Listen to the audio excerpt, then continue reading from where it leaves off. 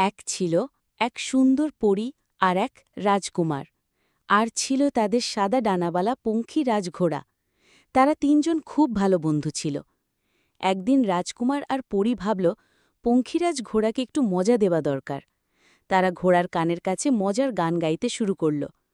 পঙ্খিরাজ ঘোড়া খুশিতে খিলখিল করে হাসতে লাগল, আর পঙ্খিরাজ ঘোড়া ডানা ঝাপটাতে থাকল, আর তারা তিনজনই আকাশে উড়তে শুরু করল।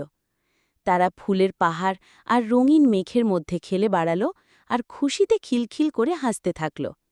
সন্ধেবেলায় তারা আকাশ থেকে নেমে এলো, আর একসঙ্গে বসে তারা দেখতে লাগল।